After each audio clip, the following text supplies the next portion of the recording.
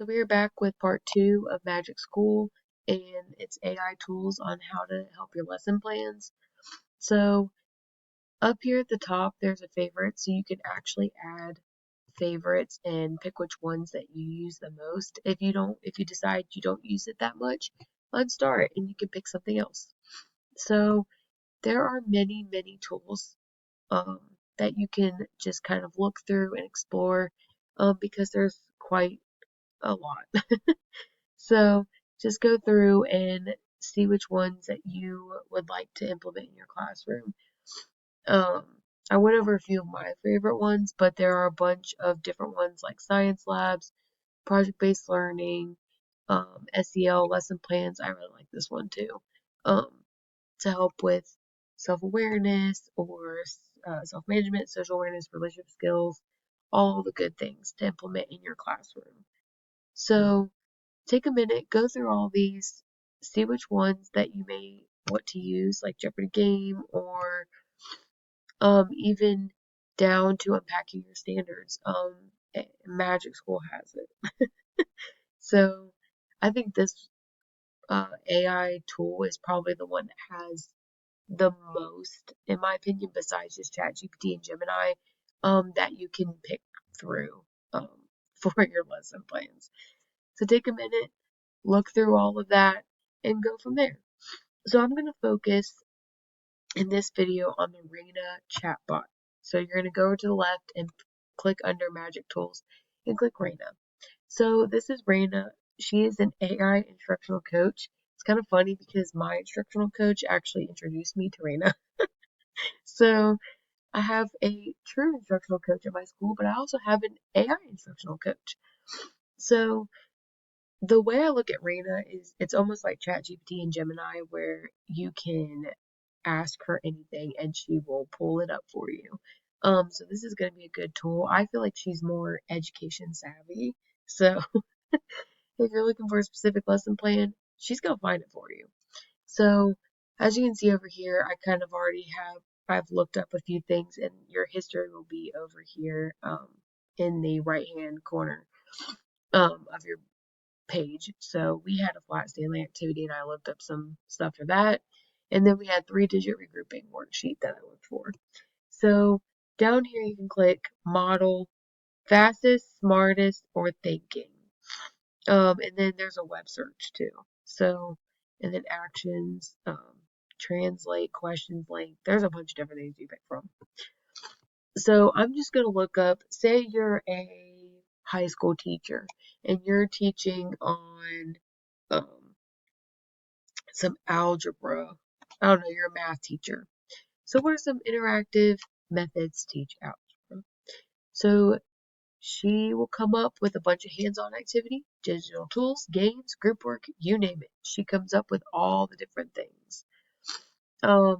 Recently we've been going over in our reading Ellis Island. So I'm just going to look up Ellis Island facts to put in my quizzes. I don't know. You think of what you want to put in there. Here she goes. She brings up all the facts about Ellis Island, and but I want to make it second grade. So you're gonna ask her, make this text for second grade, and she will do it for me. She will simplify it and make it suitable for second graders. So I just think this is super, super cool and so helpful. Sometimes when I'm trying to get like a PD goal for myself, help me develop, a PD goal for myself. And she will generate it and put it in there. So if I'm trying to look for a specific PD goal, I need to find some examples. I don't know what a PD goal is. She's going to bring some up. Do I need to work on my differentiated instruction, parent engagement? And she'll come up with goals, and I can look at them and change them and edit them however I want. So Raina is very, very helpful. If I want create information for PowerPoint slide on proper nouns. She'll put it in there. She'll be like, this is what slide you should put for each one, and then give me examples. And it says feel free to copy paste that line into your PowerPoint slide and adjust if needed. And it can read aloud as well. So if I need to read aloud, it will. So there are just a bunch of resources that are really helpful on this site. Now go back over here to your left. We've looked at Raina and all that she can do. Let's look at output history. So if I look back at my history, it'll show me everything I've done in the entire software or in the platform in the website. So it'll give timestamps, and you can go back and look at everything, bookmark, shared, everything. It saves it, which is so great. Now Magic Student, underneath that, I actually haven't fully done this yet, and put it in my Google Classroom, but that's something that I still want to play around with and figure out. You can create a new room, which is like where you add your students, and preview some of the student room templates. So AI literacy, test prep, math, ELA, top 10 student tools. Like they have a couple of templates if you want to add them to your rooms. And of course they have videos to help you get started because we need tutorials. Now Magic School Labs, this is something where you can collaborate. I haven't signed up for it, so that's just kind of there for right now. Alright, if you click the Love tab, this just brings you to all the different teachers that you can connect with who use Magic School. So there are a lot of different teachers that are using Magic School, and you can connect with them and feel less alone with your navigating of AI. This is the homepage is where you log in.